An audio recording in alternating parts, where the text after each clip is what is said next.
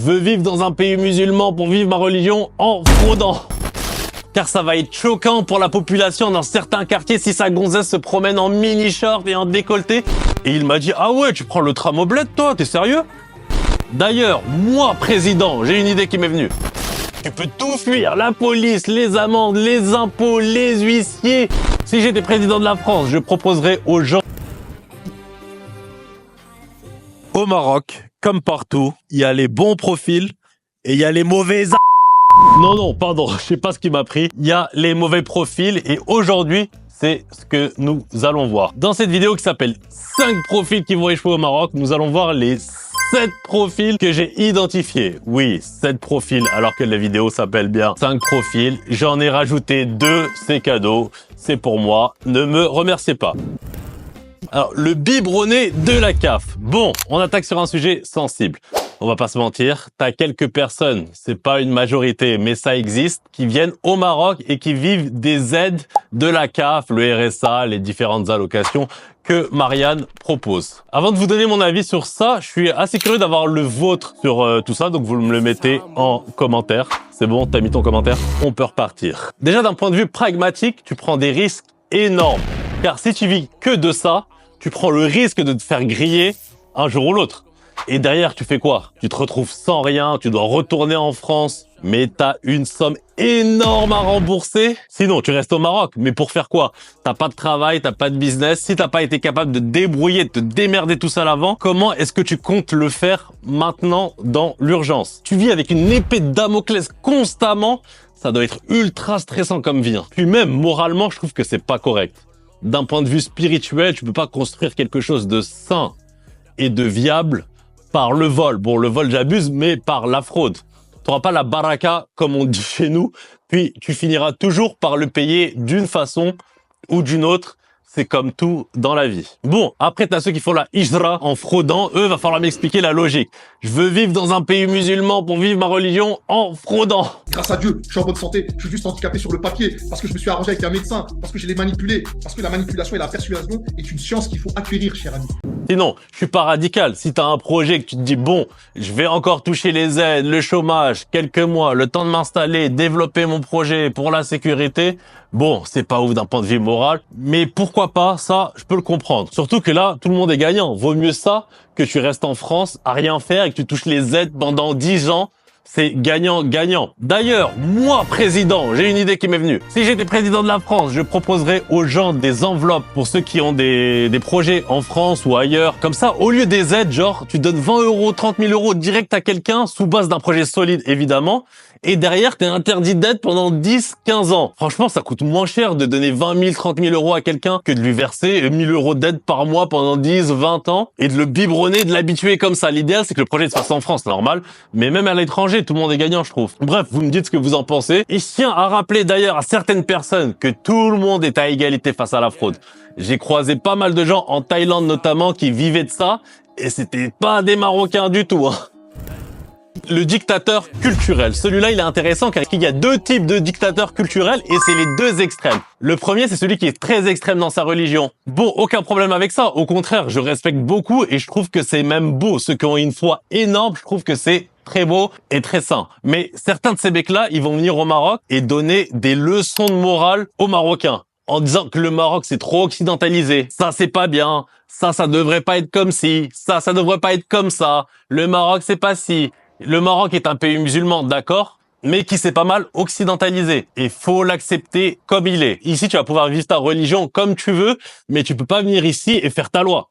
Moi aussi, il y a des trucs que j'aime pas ici, mais j'accepte et j'aime mon pays comme il est et tu devrais faire pareil. Alors l'autre dictateur aussi, c'est marrant parce que c'est l'autre extrême. C'est celui qui va pas être content car tout est fermé pendant le ramadan. Car ça va être choquant pour la population dans certains quartiers si sa gonzesse se promène en mini-short et en décolleté et qui vont s'en plaindre constamment.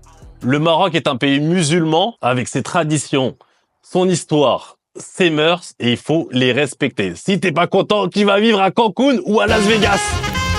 Ensuite, le fugitif, celui qui fuit ses problèmes en France ou ailleurs. Peu importe, celui qui a trop d'amendes, des problèmes judiciaires, qui risque le niouf ou des problèmes personnels et qui pense qu'en fuyant au Maroc, tout va s'arranger. Bon, déjà, dans la vie, on finit toujours par payer l'addition d'une façon ou d'une autre. Et dans tous les cas, si tu n'arrives pas à te réformer, à te changer, bah, ce qui va arriver, c'est que tu te créeras des nouveaux problèmes ici et sûrement encore pire que tu avais en France ou ailleurs. J'ai rien contre les nouveaux départs. Moi, le premier, je suis venu ici car j'étais pas bien intérieurement et venir ici peut te changer. J'en suis le premier exemple d'ailleurs.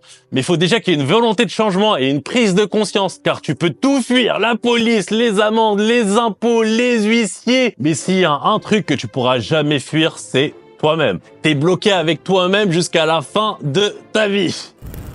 Ensuite, le flambeur.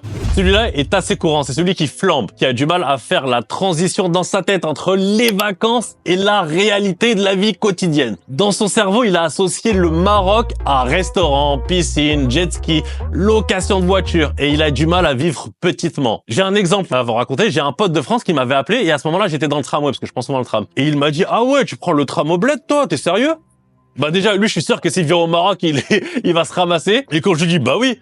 Quand on était à Paris ensemble, toi et moi, on prenait le métro, oui ou non? Bah alors, pourquoi je prendrais pas le tramway? Ici, il fonctionne bien et ça m'arrange. Parce que même si les taxis, ça coûte pas cher, et j'en prends très souvent, parce que bon, parfois, tu peux pas tout faire en tramway, mais un aller-retour en tramway, c'est 14 dirhams, donc 1,30 €. Si je prends un taxi à 40 dirhams aller, 40 dirhams retour, bah ça fait 80. Bon, c'est que 8 €, mais t'imagines la différence entre 14 dirhams et 80 multiplié sur des jours, sur des semaines, sur des mois, sur des années. Et le jour où je vois l'intérêt pour moi d'acheter une voiture ici, je le ferai. Si je peux faire mes trajets quotidiens ou certains, une grande partie en tramway, bah je prends le tramway, je m'en fous. Et en plus, j'aime le tram, je suis un mec du tram dans tous les cas. Et si demain j'ai plus rien, c'est pas le mec de la location de voiture et c'est pas toi qui va me donner à manger, donc je m'en fous. Bref, tout ça pour vous dire qu'être en vacances au Maroc, c'est pas la même vie que le quotidien. Ça semble évident comme ça, mais je vous promets que certains, ils arrivent pas à faire le switch mental qu'il faut pour ça. Petite pause dans cette vidéo exceptionnelle. Tout ça pour vous dire que si vous avez des questions concernant la vie au Maroc, l'expatriation, j'ai un mail qui s'appelle axlachaîne@gmail.com. Voilà, c'est gratuit. Donc, vous pouvez vous faire plaisir. Bonne suite de vidéo. Ensuite, celui-là, je l'ai appelé le fragile. C'est celui qui a du mal à sortir de sa zone de confort. Tu sais, il y a des mecs qui sont comme ça, ils arrivent pas, tu vois. Il y a des mecs, rien que sortir de leur quartier pour aller dans le centre-ville de leur propre ville, ils sont pas à l'aise, ils sont pas bien. Alors, aller vivre dans un autre pays, dans un autre continent, c'est catastrophique pour eux. Rien qu'ils se plaignent, il y a pas ci, il y a pas ça, il fait trop chaud, il fait trop froid.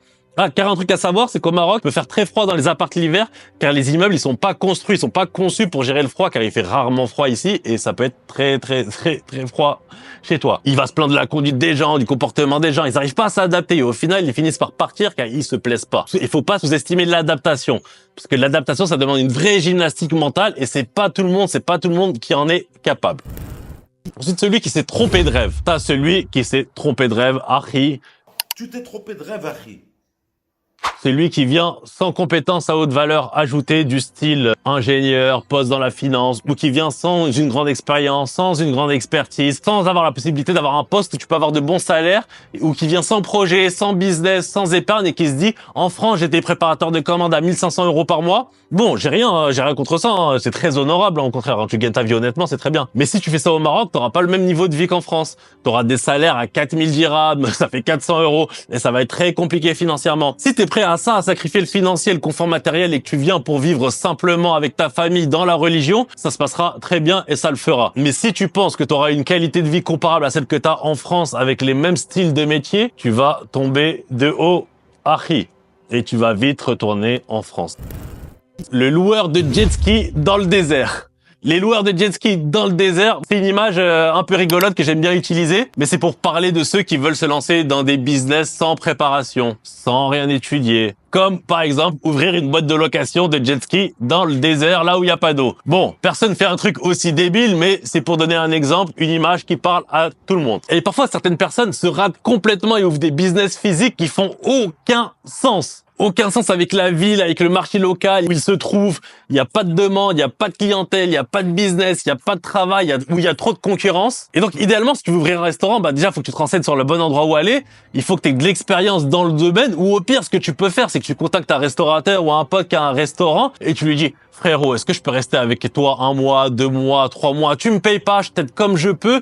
Et en contrepartie, bah, je regarde comment ça se passe, comment tu gères, je pose les questions que j'ai à poser. Bon, ok, tu vas bosser 1 mois, 2 mois, 3 mois sans salaire. Mais ce que tu vas apprendre en contrepartie, ça vaut beaucoup plus que de l'argent.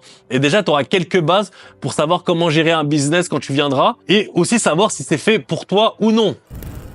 Voilà, bah c'était tout pour aujourd'hui les gars. Merci de m'avoir écouté. C'était Hakim. Ciao.